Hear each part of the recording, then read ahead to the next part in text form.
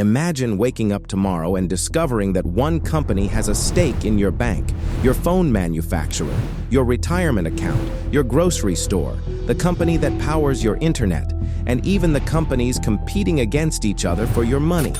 It sounds impossible, almost like a conspiracy theory, because in a free market, companies are supposed to compete. They're supposed to fight for customers, fight for market share, and fight for survival. But what if many of those battles aren't happening the way we think they are? Because behind thousands of the world's largest corporations sits the same name: BlackRock.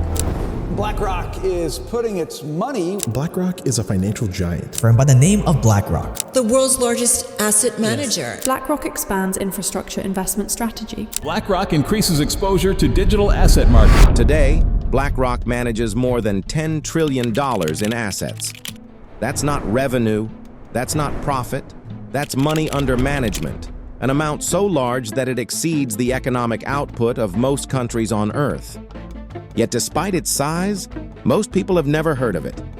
You won't find BlackRock products on store shelves. Its CEO isn't a global celebrity. Its logo isn't splashed across sports stadiums. The company operates mostly behind the scenes, quietly influencing a financial system that touches billions of people every day, which raises an uncomfortable question. How can one company become this powerful without most people noticing? And that's where things start to get interesting. If you look at the shareholder records of some of the world's biggest corporations, companies like Apple, Microsoft, Amazon, Google, Coca-Cola, McDonald's, JP Morgan, ExxonMobil, and Disney, you'll often find the same name appearing again and again: BlackRock. Not necessarily as the largest shareholder, but almost always among the biggest. That discovery has fueled countless headlines. And now with passive, active, publics, privates, then we overlay investment technology, and now digital, we're the firm that more and more people are going to worldwide. For supporters, the reality is much simpler. BlackRock is merely an asset manager, investing money on behalf of pension funds, governments, institutions, and ordinary people saving for retirement. Two completely different stories. Both sound believable. Which brings us to the central question of this video. Is BlackRock really the company that owns everything? Or is that one of the biggest misunderstandings in modern finance? Because the truth is far more complicated than either side would have you believe. To understand how a relatively unknown Wall Street firm ended up at the center of the global financial system, we need to go back to the 1980s, when a single mistake nearly destroyed one man's career. Ironically, that failure would become the foundation of one of the most powerful financial companies ever created.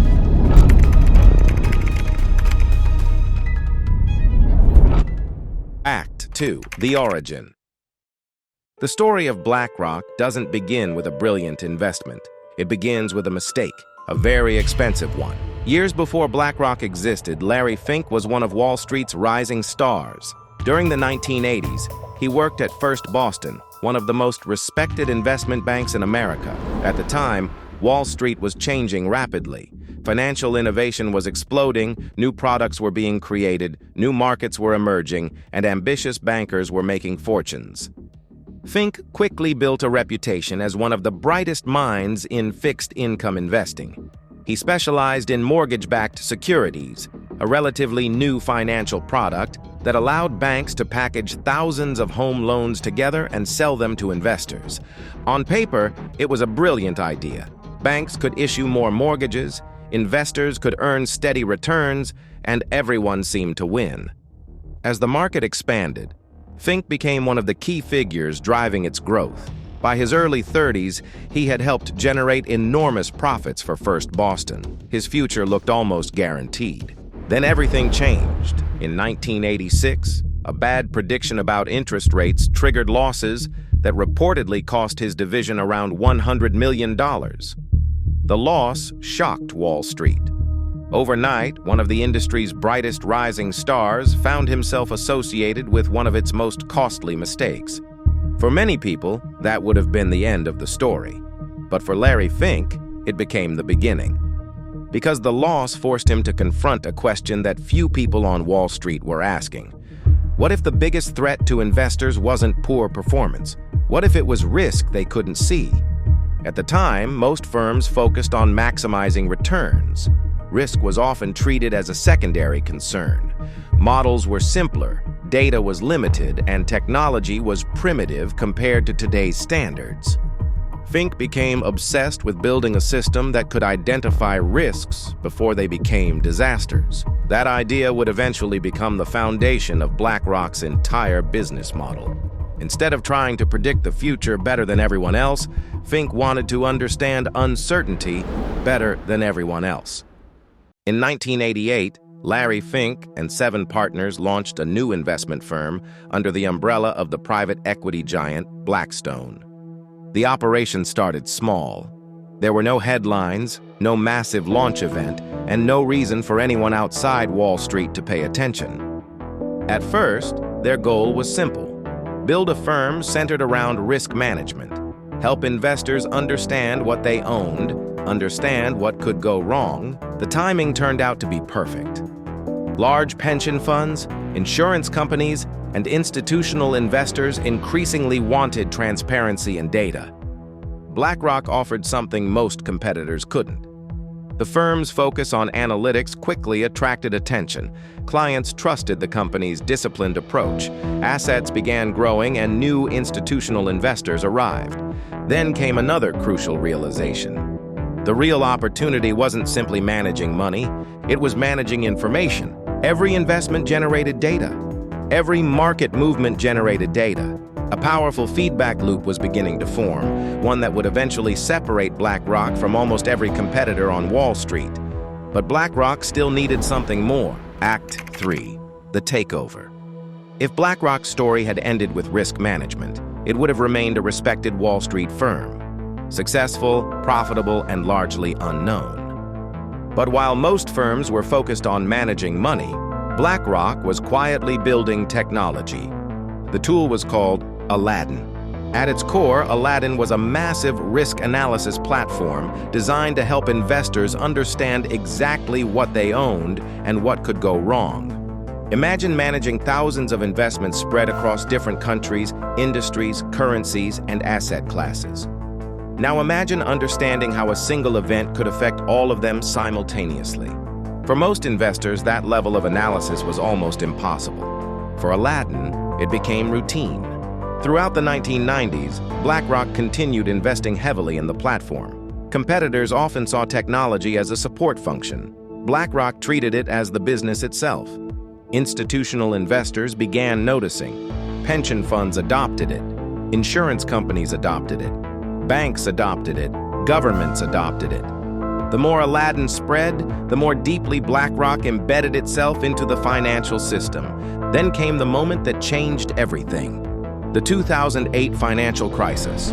Points or so, Apple shares are just getting hammered this morning. We're down by between 3 and 4.5% generally across these markets. Let's talk about the speed with which we are watching this market deteriorate. We're red everywhere, essentially, down by 4-5%. We're down over 16%. Dow at the same time has fallen about 18%. As the global economy began collapsing, many of the world's largest financial institutions faced a terrifying problem. Nobody fully understood the risks hidden inside their portfolios. Mortgage-backed securities were imploding, banks were failing, and trillions of dollars were evaporating. That's when BlackRock received a call. Soon, some of the most powerful institutions in the world were turning to BlackRock for help analyzing toxic assets and evaluating distressed portfolios. While competitors were struggling to survive the crisis, BlackRock was helping governments and institutions understand it. Then Larry Fink saw another opportunity. In 2009, BlackRock announced its acquisition of Barclays Global Investors for approximately $13.5 billion. BlackRock agrees to buy Barclays Global Fund Unit for $13.5 billion. And with this purchase, BlackRock will now become the world's largest money manager. The deal gave BlackRock ownership of iShares, one of the world's largest exchange-traded fund businesses. The acquisition instantly made BlackRock the largest asset manager in the world. Its assets surged, its client base expanded, and its reach exploded. Through iShares, millions of ordinary investors began investing with BlackRock without even realizing it. Retirement accounts, pension funds, brokerage portfolios, money flowed in from every direction. BlackRock wasn't defeating competitors through aggressive corporate warfare. It was building an ecosystem that became increasingly difficult to challenge. By the end of the decade, BlackRock wasn't merely participating in the financial system, it had become part of the infrastructure.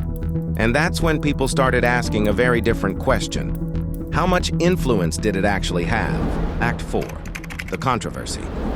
As BlackRock grew, so did the criticism. By the 2000s, the company appeared among the largest shareholders of thousands of corporations: Apple, Microsoft, Amazon, Google, Coca-Cola, JP Morgan, ExxonMobil. The list seemed endless. BlackRock argues that it doesn't own most of these assets itself.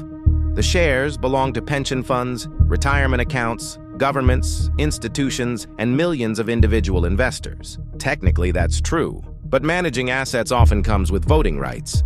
When corporate shareholders vote on executive pay, board appointments, governance proposals, or environmental policies, BlackRock frequently participates. And when you're one of the largest shareholders in thousands of companies, those votes matter. The debate intensified during the rise of ESG investing. Supporters viewed BlackRock's push for sustainability as responsible investing. Critics viewed it as corporate activism. Soon, BlackRock found itself under attack from both sides. Environmental activists argued it wasn't doing enough. Conservative politicians argued it was doing too much. Then came another controversy: housing. Millions of people became convinced that BlackRock was buying entire neighborhoods and driving up home prices. But much of the claim stemmed from confusion between BlackRock and Blackstone, a completely different company. The criticism intensified again during the COVID-19 crisis. In 2020, the Federal Reserve hired BlackRock to help manage emergency bond buying programs designed to stabilize financial markets.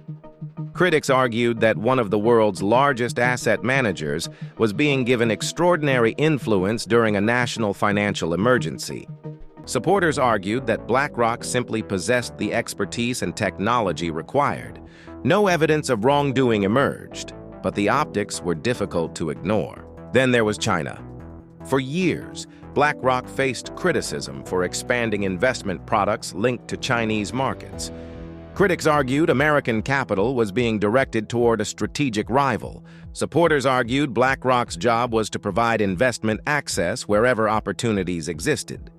The controversy highlighted a larger issue. BlackRock had become so large that its decisions were no longer viewed as ordinary business decisions. They were viewed as geopolitical decisions. BlackRock doesn't secretly control the world, but it has become so deeply embedded within the financial system that decisions made inside the company can ripple through markets across the globe. Act 5. The Empire. Today, BlackRock oversees more than $10 trillion in assets, but the company's greatest strength isn't simply the amount of money it manages.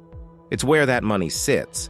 BlackRock's reach extends across stocks, bonds, pension funds, governments, corporations, universities, insurance companies, and retirement accounts.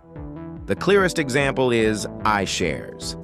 Most people have never heard of iShares, yet millions own its products. Every time an investor buys a broad market ETF through a retirement account or brokerage account, there's a good chance BlackRock is involved. This is one reason the company appears as a major shareholder in so many corporations. It does not directly control thousands of corporations, but that doesn't mean the concerns surrounding BlackRock are completely unfounded. Because the reason this company fascinates so many people isn't ownership, it's influence. BlackRock helps manage the savings of millions of people. It advises governments and financial institutions. Its investment products appear in retirement accounts around the world. Its technology helps monitor trillions of dollars in assets. None of those facts are conspiracies. They're reality. The phrase, "the company that owns everything," became popular because it simplifies something far more complicated. BlackRock doesn't own everything, but it is connected to almost everything. And in many ways, that's even more interesting. Modern power rarely looks the way people expect. It isn't always exercised through direct ownership. Sometimes it's exercised through networks, information, influence, and a position so deeply embedded within a system that the system begins to rely on it. Whether that's a sign of efficiency or a warning about concentrated financial power is a question people will continue debating for years. But one thing is undeniable. A company that began with a group of Wall Street professionals trying to better understand risk has become one of the most influential financial institutions on the planet. And despite its size, most people still know almost nothing about it. If you enjoyed this breakdown, subscribe to Business Absolute